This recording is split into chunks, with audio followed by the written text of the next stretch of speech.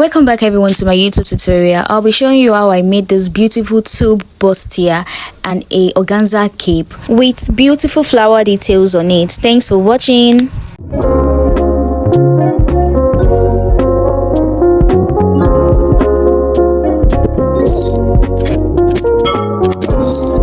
Hello everyone, previously I drafted the pattern of the tube bustier in the first video of this gown. Then now this is the sewing tutorial.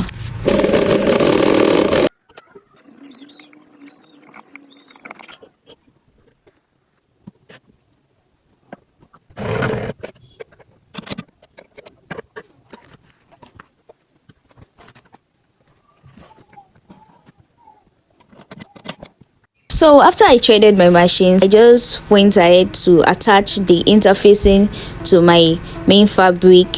Then I'm just attaching the front piece to each other, the front piece of my bustier. So basically that's what I'm doing in this video.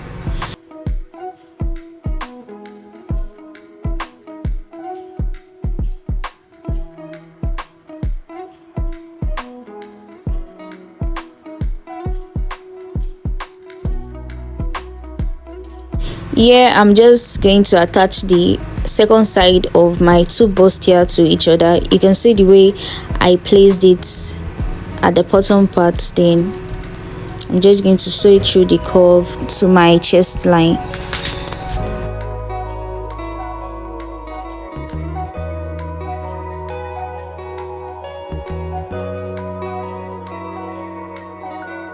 You can see how the curved part of my bust is looking, how perfect it's looking. Then here I just went ahead to notch my under bust area. So the same thing I did to my main piece, I'm doing it to my lining. So I'm just going to attach it to each other. I also went ahead to attach to place hemming gum on the neckline. I usually do this so that the neckline, by the time I'm ironing, is going to stay firm. Initially I wanted a off-shoulder sleeve on my tube bustier, but I later decided to just make it sleeveless.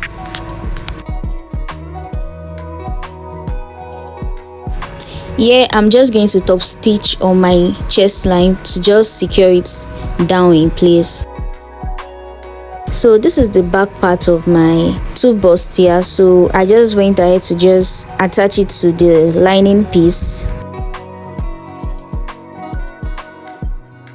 After doing that, since I decided to make it sleeveless, so I will just go ahead to cut the back part in a straight line from the armhole side to the back. Yeah, since it is a tube corset, so a tube corset without any sleeve. Here you can see how neat it's looking. I've did the same thing to the other piece. So this is the back part. This is the two parts of the bustier. You can see how neat it is. I'm done with the turning of the neck and attaching it to the lining piece. Here I'm just making loops for the panel that I'm going to use to snatch my waist at the back of my dress. Just watch the video to see how I made the loops.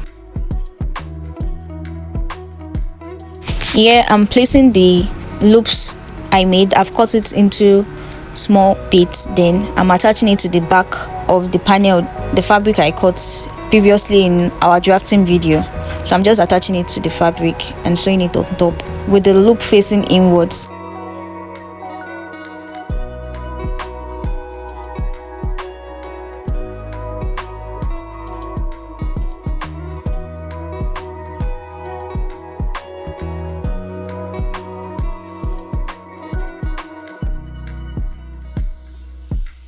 You can see how it's looking. I ensured that when I was doing the other parts, the first part rhymes with the second part. Yes. Then I'm going to go ahead to use the lining to turn it. Yeah, I'm cutting out the excess to ensure that the fabric lays well perfectly. It's to ensure that it doesn't form a big bulge inside. Then I will just go ahead and top stitch on the side so it can lay perfectly.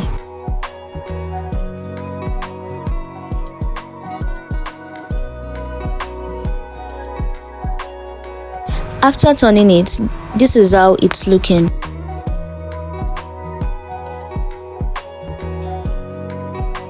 For the waist to my full length, I went ahead to turn it with lining. So this is how it's looking. So I'm just trying to place it on each other to illustrate how it's going to be.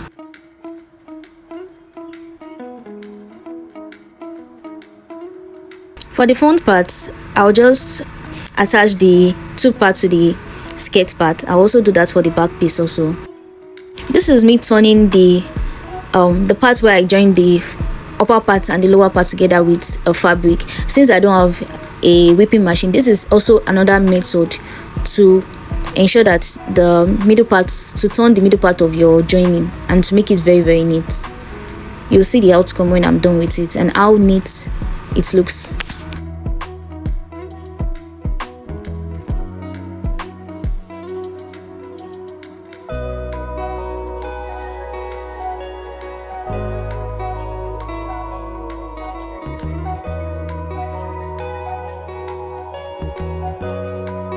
Yeah, I'm done with the joining part. You can see how the joining part looks neat. Like, you can see how neat it is. Yeah, so this is the method I used to join to enclose the part where my joining is if I don't have access to a whipping machine. So this is the back part. I went ahead to join it from the zip part straight down to where I want my slit to be. Then I also pinned it down at the sides and took my body measurement. So I'm just going to go to my machine to sew it.